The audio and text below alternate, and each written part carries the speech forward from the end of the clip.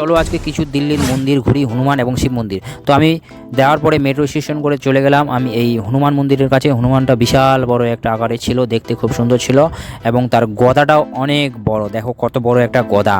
তো আজকে যে মন্দিরটা ছিল এই সময়টাই ছিল আমাদের মন্দিরটা বন্ধ, তো আমরা বাইরে থেকে কিছুটা দর্শন করেছি, দর্শনটা কিছু এরকম। তারপরে আবার মেট্রোতে করে চলে গেলাম আমরা রাজীব চৌক। চোখে এই মন্দিরে আসার পর এটা হচ্ছে একটি শিব মন্দির। তো এখানে আসার পর আমরা দেখি এখানে অনেক বান্দর। তো আমরা কয়টা বন্ধু মিলে গিয়েছিলাম, তো বন্ধুগুলা বান্দরদেরকে কলা খাওয়াচ্ছে। তো বান্দরগুলা কিছুর উপরে ছিল।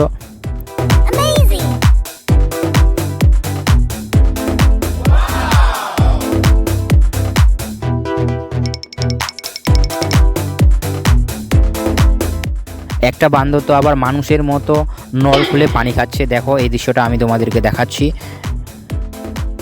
আমি খুব দুঃখিত যে আমি মন্দিরের ভিতরে যে ঠাকুরগুলা ছিল এগুলাকে আমি দেখাতে পারছি না, এবং আমি এই ভিডিওটা করতে এরকম পারিনি, আমি খুব দুঃখিত। এবং আমরা কী কী পূজা করেছি এগুলো কিছু দেখাতে পারিনি। তো এইভাবে আমরা এখানে পূজা পাওয়া অনেক করেছি, যে ঘুরেছি। এখানে দুটো মন্দির আছে, তোমরা যদি আসতে পারো ঘুরতে। তো আমাদের ঘোরা হয়ে গেছে শেষ, আমরা এখন যাব, দেখি আমরা একটু অন্য কোথাও যদি কিছু থাকে তাহলে যাব। তো এই পর্যন্ত আমার ভিডিও থাকলো, সবাই ভালো থাকবেন, খুশি থাকবেন, টাটা, বাই বাই।